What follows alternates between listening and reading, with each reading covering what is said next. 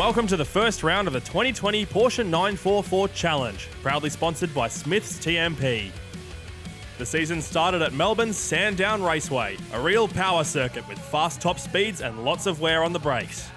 Thanks to light showers, the tarmac was a little greasy as the field headed out on track to qualify. Drivers were looking to get reacquainted with their machines, and a couple of new drivers, Andy Tudor and John Morrow, took to the track in anger for the first time. Last year's champion, Cameron Bella, was the hot favourite to get his season off to a perfect start, but it was Jamie Westaway who posted the fastest lap before suffering an engine issue which brought the session to an early end. Yeah, it was a really good session for us. It was pretty dry. Yeah, it was a little bit unfortunate with the engine issue, but that's all sorted. Nothing too massive. It was just a dipstick and a slight oil leak. So it should be good for the first race and see what we can do. John Kennedy was third after making a huge change to his car in the off-season. Changed the car to left-hand drive. It was right-hand drive all last season. I'm a bit lost at the moment, changing the gears right-hand. That's probably the biggest thing, and thought I'd go backwards for a meet maybe before I go forward. So, no, I'm happy. Jamie's done a good time. I think he was a second or a bit quicker or whatever, and I think I've got that in me, but I guess we're going to wait and see. Car's fast. The drive is slow at the moment. I'm just still getting used to left-hand drive. Didn't qualify great, but conditions weren't good and I didn't really want to push it. So I'm happy where I am, and I'll just see if I can maybe move up a bit throughout the weekend. And I know I've got a couple of seconds up my sleeve in the dry, so I'm hoping it's going to dry out. The track did dry out somewhat by the end of the day for race 1, and the drivers peeled out for the first 10-lapper of the season. It was a poor start for Jamie Westaway, and Bella bolted at the front of the pack. The number 28 fell back to 4th, putting Kennedy and Richard Howe in the podium spots.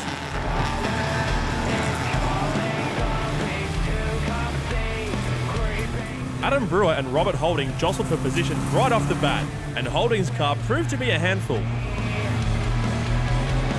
Further back, Peter James was spun into turn 3 and dropped to the back of the field. Howe found himself in a similar situation at the end of the lap.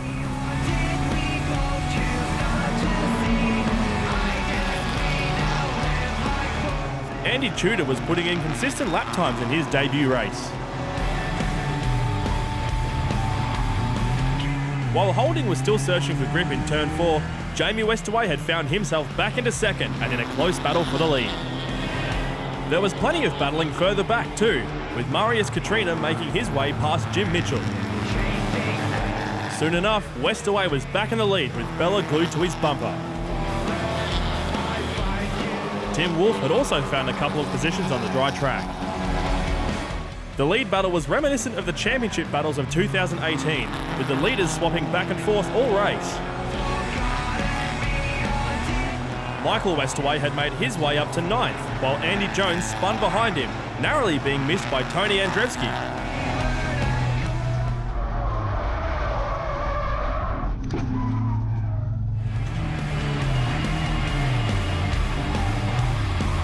Holding's car tried to get away from him at every chance it got, and Mark Torberts took advantage. But it was short-lived as the number 74 ran wide and cut the grass in the final turn.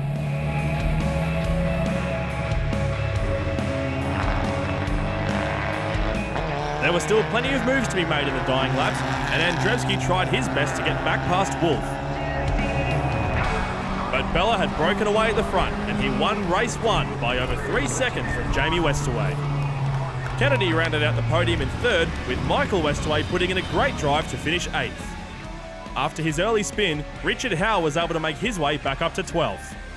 I ended up 3rd somehow, and we were going up the back straight, and we came down the hill and went round Danny Road corner, and I was right up him. I got a fair way down the inside, and I reckon I was, you should have let go, but he didn't, which is probably fair enough. Got all back on it again after he'd gone round, and I dropped the back wheel on the grass, and it was wet as, and around it went. So by the time I got out again, I was last, and by the time I got it all wound up, the next lap I couldn't see the full length of the straight. There was no cars in front of me. That's how far back I was. I reckon I'll be able to get a couple more easy. Yeah, I hope so. If everybody's got the same opinion, they'll think they're going to get a couple of spots. So I'm going to put the jack under it and have a fiddle with the back springs in a minute and see what I can do. I'll either fix it or make it worse. So Look, we haven't had any issues yet. Michael and I have come together before, but we know we're going to have team rules this year. Just pull over and let the faster person pass. I think that's the way to do it. We don't need to fix anything else. I haven't driven since Phillip Island, so it's been just fully preparing cars. So it always takes me a couple of races to get going again. So hopefully by this afternoon should be back on the pace. Had a tough race in race 1. Just trying to hold off. Basically, couldn't really attack, but I was ended up coming 6th after a move on the last lap by Tony, which was a good one. Just trying to get used to the new suspension, so it's a bit nervous and just trying to work it out. So we're making a few changes and we'll see how we go in the next one. The drivers were raring to go the next day for race 2, and with the sun shining, it was a perfect day for racing. Bella started well from pole, while Westaway struggled again with his launch. As the drivers behind them went 4 wide down the main straight, John Kennedy and Adam Brewer snuck past Westaway into turn 1. But the number 28 made his way back through and was looking to contend for the race win once again as the field made their way through turn 6 and into Dandenong Road.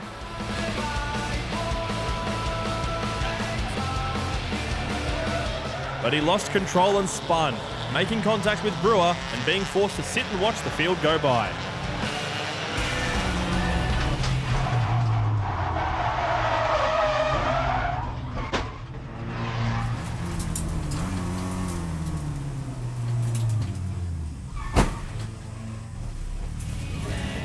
A new lead battle emerged with Kennedy pushing hard to chase down Bella. Meanwhile, Michael Westaway and Richard Howe made cracking starts, rapidly finding themselves in a battle for 4th with Tony Westaway. As Brewer followed close behind, Kennedy spun in turn 4 and fell right to the back of the pack.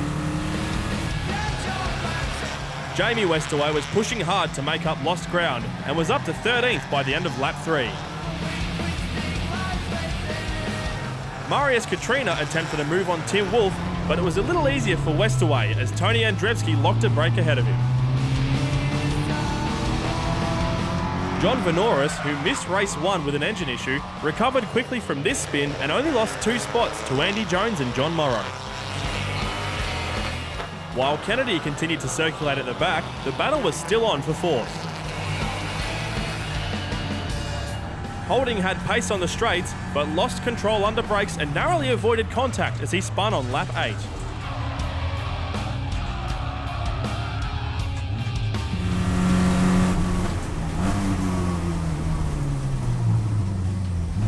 Despite only losing 1 spot, he was now under threat from Petter James, Tin Wolfe and a hard-charging Jamie Westaway.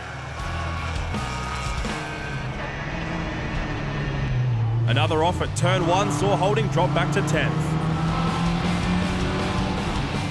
While Michael and Tony Westaway were battling for 4th, Mark Torbitz was having a sensational run in 2nd.